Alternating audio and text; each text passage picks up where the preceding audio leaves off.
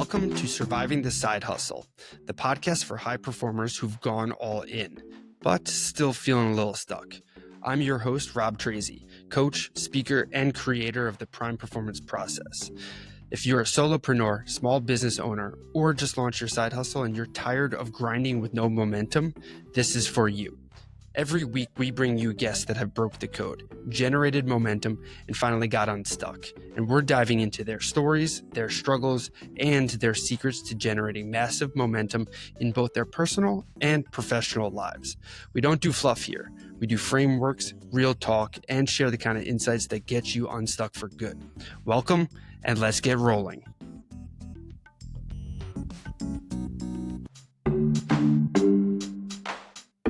But before we dive in, I gotta remind you, if you're overwhelmed, spinning your wheels, or just tired of hustling without the results, it's time for a Prime Performance Strategy session. In this free call, we'll zoom out on your life and business, identify the real reason you're feeling stuck, and build a game plan to help you reclaim your confidence, energy, and gain some clarity so you can get back to doing what you set out to do. Lead, grow, and thrive. This isn't surface level coaching. It's a system built on resilience, intentionality, clarity, and alignment. So head over to survivingthesidehustle.com/free call to grab your spot today. Again, that's survivingthesidehustle.com/free call. Let's get going and help you look good, feel good, and do great things.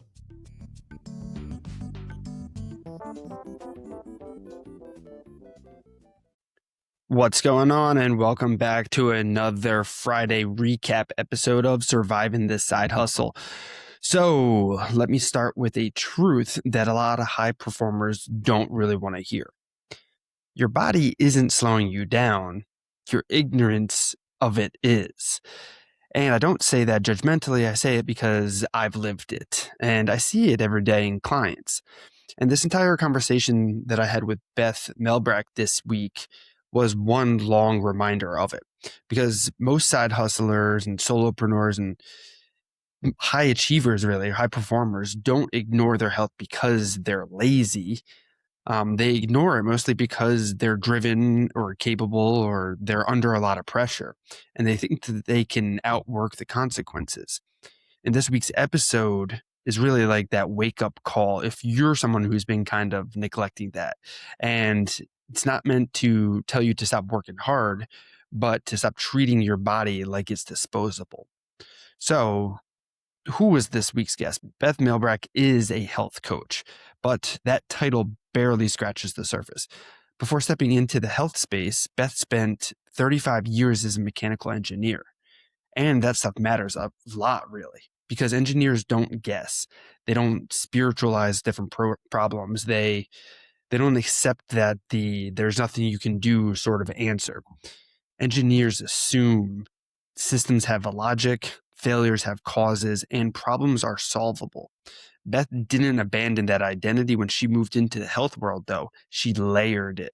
She took systems thinking, pattern recognition, troubleshooting, and cause and effect logic, and then took that and applied it to the human body. And her core belief is something simple, but extremely powerful. She says that health is not mysterious. It's a system, and systems can be understood. One of the most important shifts that Beth described wasn't about learning more. It was really about seeing how many people had stopped trying.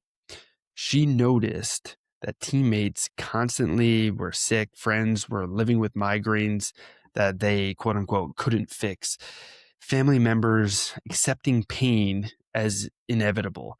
And the phrase she kept hearing was, "There's nothing I can do." That's when health stopped being personal curiosity, and for her, it became a professional responsibility. Beth didn't cross lines or preach. She just noticed something dangerous. People were essentially just living and resigning themselves to dysfunction. And once she found technology and tools that allowed her to ask better questions and get clearer answers and see faster results, she realized that she had a unique skill stack that needed to be shared. not because she wanted to be like a health guru or whatnot, but because the problem was solvable and people didn't know that. And here's something that I loved about that conversation. So Beth didn't learn health from school. She learned it like the way that real high performers learn anything, through curiosity, experimentation, immersion, proximity to experts. And some of those experts she studied and learned, like naturopathy, hormones, anatomy, Reiki, homeopath, and like traditional Chinese medicine, bioenergetic testing, not because someone told her to, but because she was interested in it. And that's a huge lesson for side hustlers or high performers and prime performers. Know the most valuable skills you ever build won't come from prescribed criterion or um, whatnot, like courses and things. They really come from following your curiosity, getting close to people who are doing real work. And in that conversation, Beth said something very critical. She said, hang on, she said, if you think learning comes from a fixed curriculum, you're already behind. And that transcends everything. That's not just for health, it's for business, it's coaching, performance, it's leadership. The people experimenting are always ahead of the people studying the past, right? You would rather be out in the forefront testing out new ideas than sitting back and just reading about it. This is one of the most important moments of the episode, too. Beth made it crystal clear that you don't have to quit your identity to expand it. See, that was a hard lesson for me when I was shifting from strength and conditioning into personal performance strategy. It was difficult for me because I had all these accolades and certifications and graduate degrees in exercise science and sport performance enhancement. So when she shared about how she didn't drop engineering to become a health coach, she kept both.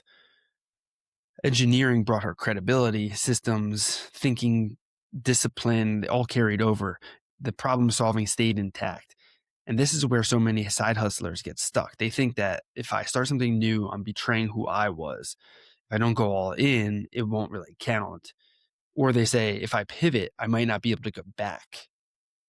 Beth's answer was grounded and responsible. She said, keep both, build on the side, let confidence catch up to the curiosity. She says, your skills are going to transfer over, your identity integrates, and you don't compartmentalize your life. You only live one. So you got to blend everything together. And she continued to kind of explain that from her perspective, most side hustlers push through the symptoms, which is so true in entrepreneurship because deadlines feel urgent, income can be fragile, teams tend to be smaller or essentially non-existent for solopreneurs, and pressure feels nonstop. We're getting hit from all different angles. And the lie we tell ourselves is that once we get through this part, or once I get to this milestone, once this happens, then I'll take care of myself. So the problem is that we never do because we just push the goalpost back a little bit further. But Beth reframed it perfectly for us. She says, if you're pushing hard, you must schedule a recovery, or your body will schedule it for you. And when your body schedules it, it's definitely not the most convenient and it's not polite and it's usually uncomfortable or painful. So this is where the things that Beth is doing now really helps a lot of us prime performers listening. She explains that the flare-ups don't come out of nowhere. They typically seem like they just like pop up, but they do go somewhere. The stress, the inflammation, waste, the overload, it accumulates until it finds like the weak joint in your elbow, your hand, your knee, your hip, comes through in compromised tissue. It shows up as hormonal imbalance, skin condition, digestive issues and problems. A lot of these things that we're feeling and seeing, we just chalk it up as stress or wear and tear on ourselves. And people are typically just saying that's just when X, Y, and Z just gave out. No, because like everything you've been doing has led to that happening. Pain isn't your body versus you or the universe versus your body. It's pain is a signal, it's a communication. The problem is most people or most performers really suppress that instead of listening into it, covering it up with like cortisone shots, painkillers, caffeine, alcohol, sleep aids. All suppression does is delay the lesson and increase the cost.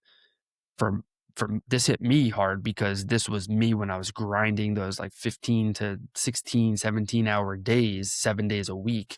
I would wake up and rip like 2 energy drinks pre-workout, and I'd be out the door with like like a whole gram of caffeine in my system.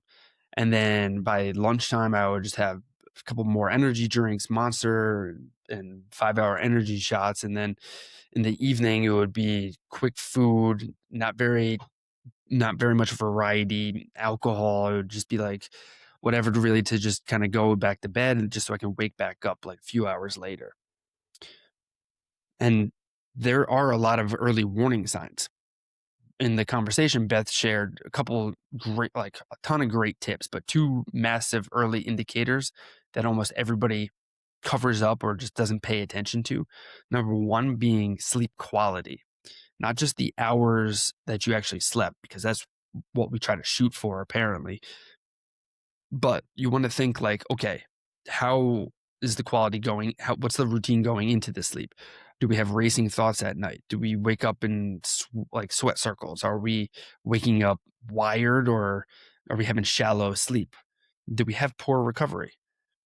Sleep is where you rebuild. So it's important because the harder you're pushing, the more your body is going to need to sleep, but not just the quantity, right? It's the quality of the sleep.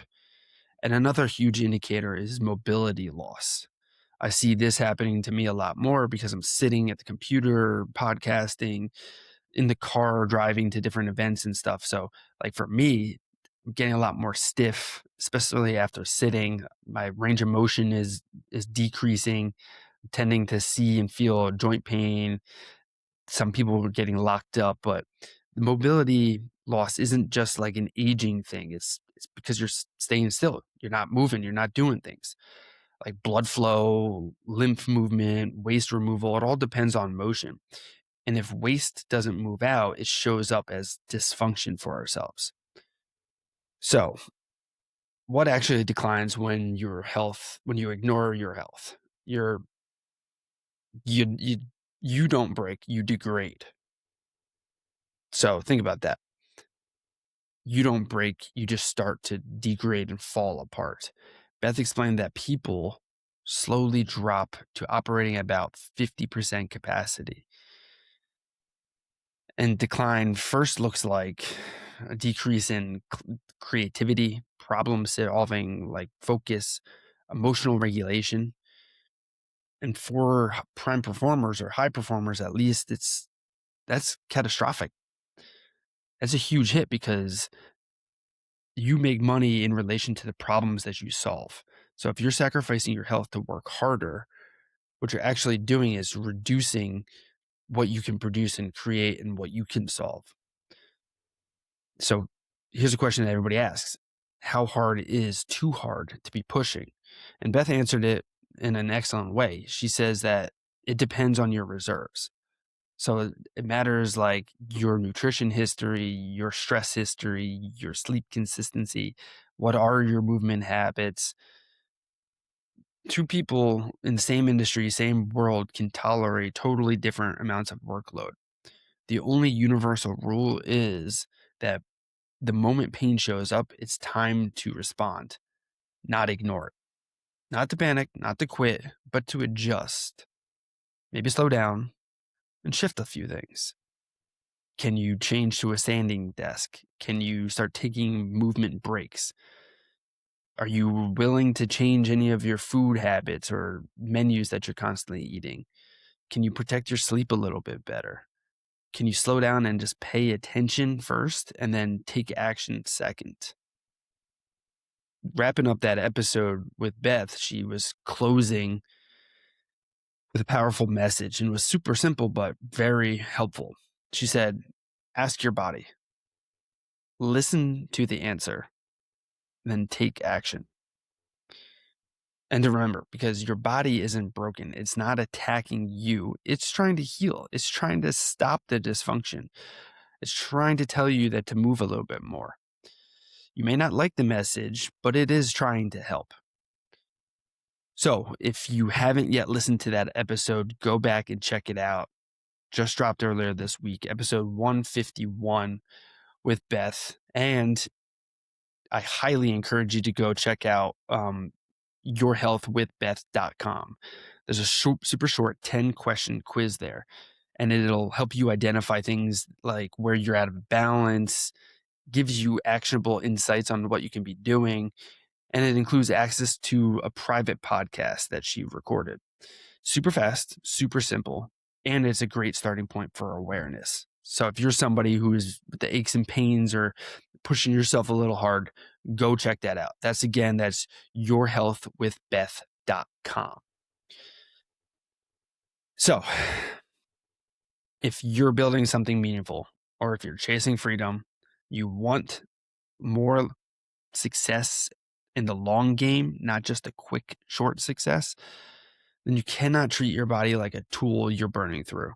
Your body is a business partner that you can never replace. So ask it, listen to it, take action. And remember, you don't hustle your way to freedom. You build capacity for it. As always, reflect honestly, move intentionally, and keep surviving the side hustle. Until next time, guys, peace, peace, peace, peace.